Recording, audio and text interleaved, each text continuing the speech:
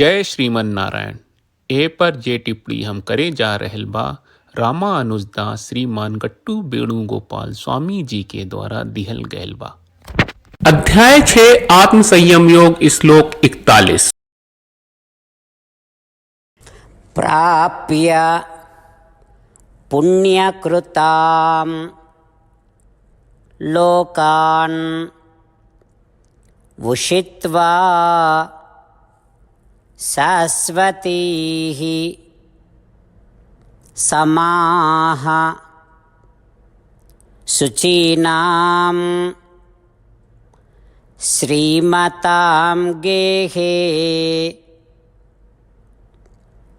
योगभ्रष्टः अभिजायते। ओम।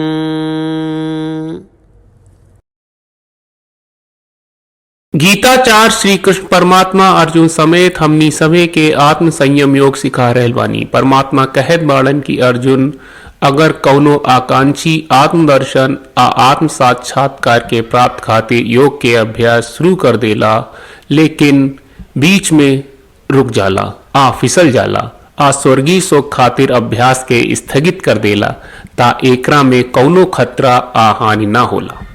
ऐसन व्यक्ति के निसंदेह वांछित स्वर्गीय फल के प्राप्त करी आ हम ई सुनिश्चित करब कि ऊ ई स्वर्गीय फल के आराम से आ आपन पसंद के हिसाब से आनंद लेब।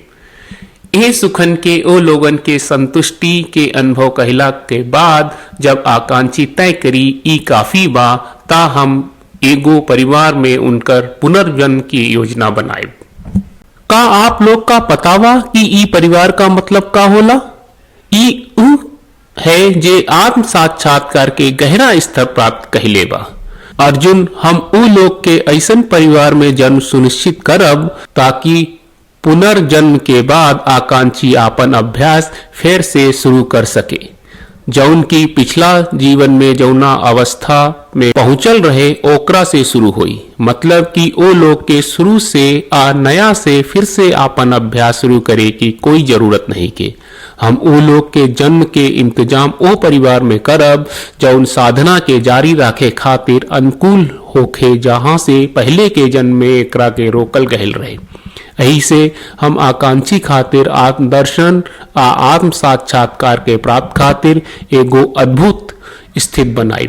यही तरह श्री कृष्ण परमात्मा हमनी के उल्लेखनीय आश्वासन दे रहल बाड़े। श्री कृष्ण परमात्मा के शिक्षा के ध्यान करत आ उनका आश्वासन के बार बार याद करे की कोशिश करत हमनी के सब केहू आत्मदर्शन आ आत्म साक्षात्कार के प्राप्त के अभ्यास करी जा आ हमनी के सभे श्री कृष्ण परमात्मा के बात के जैसन बा वैसन ही दोहराई जा।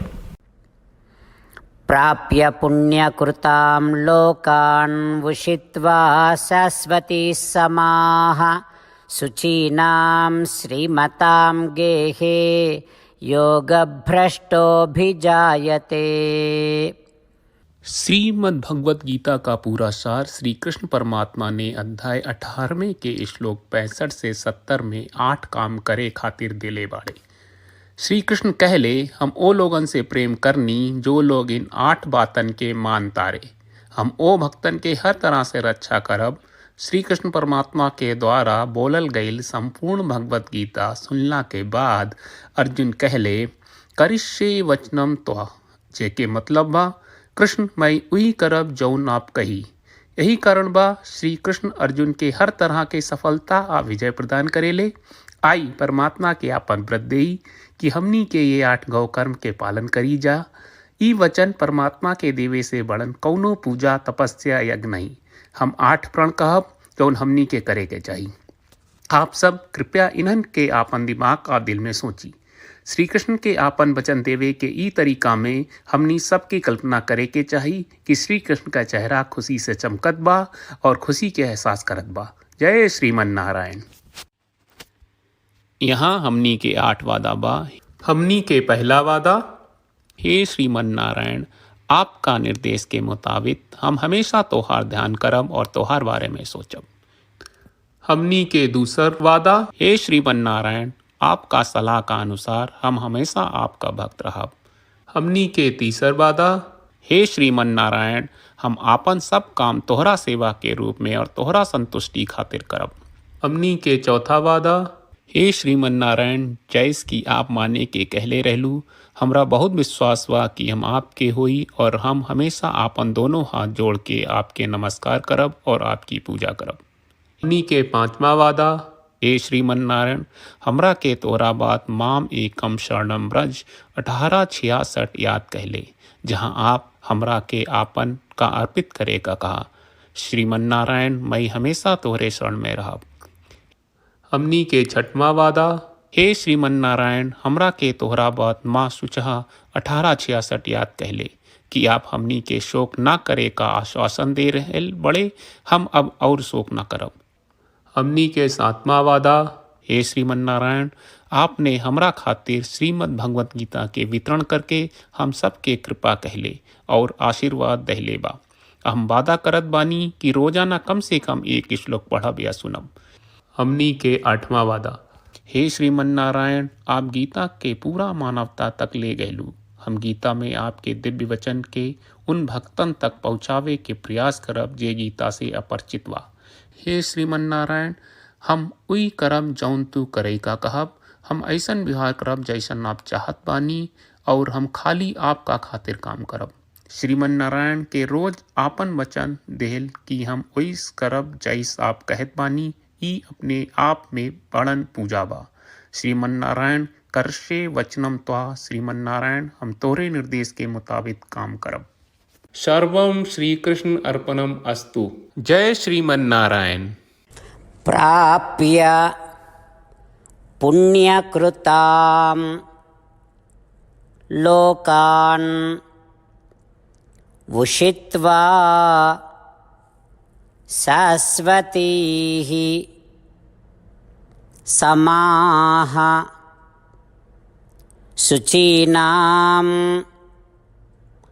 श्रीमतां गेहे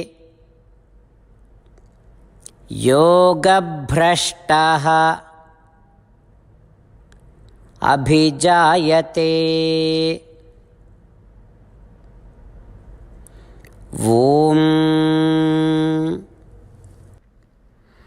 प्राप्य पुण्यकृतां लोकान् उषित्वा शाश्वतीः समाः शुचीनां श्रीमतां गेहे योगभ्रष्टोऽभिजायते। श्रीमन्नारायण, करिष्ये वचनं तव। सर्वं श्रीकृष्णार्पणमस्तु। जय श्रीमन्नारायण। जय श्रीमन नारायण। सब भक्त लोगों से विशेष अनुरोध बा, जीवन में हर चीज में हमनी के तत्कालिक और प्रभावशाली परिणाम की अपेक्षा रहेला। एकरा खातिर आइए रोजाना 1 मिनट के समय निकालल जाए और नारायण आश्रम पढ़ल जाए। नारायण आश्रम प्राप्त करे खातिर नारायण आश्रम वेबसाइट पर जाई, जो www.narayanashram.org है, और पंजीकरण में आपन नाम और ईमेल दर्ज करी। आपके द्वारा प्रदान कईल गई ईमेल पर आपका एक नारायण आश्रम PDF प्राप्त हुई। PDF में एक रामायण श्लोक, एक गीता श्लोक और एक विष्णु नामम बा। ये तीनों के मिल के नारायण आश्रम कहल जाला। हर व्यक्ति के ये श्लोक के अलग अलग संयोजन मिलेला।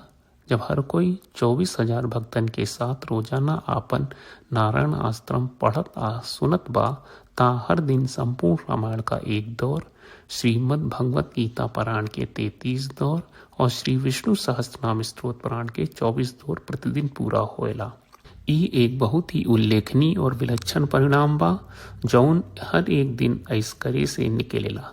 ई कारण बा कि आप और आपके परिवार के सदस्य तुरते जाके आपन नारायण आश्रम प्राप्त करी। जय श्रीमन नारायण।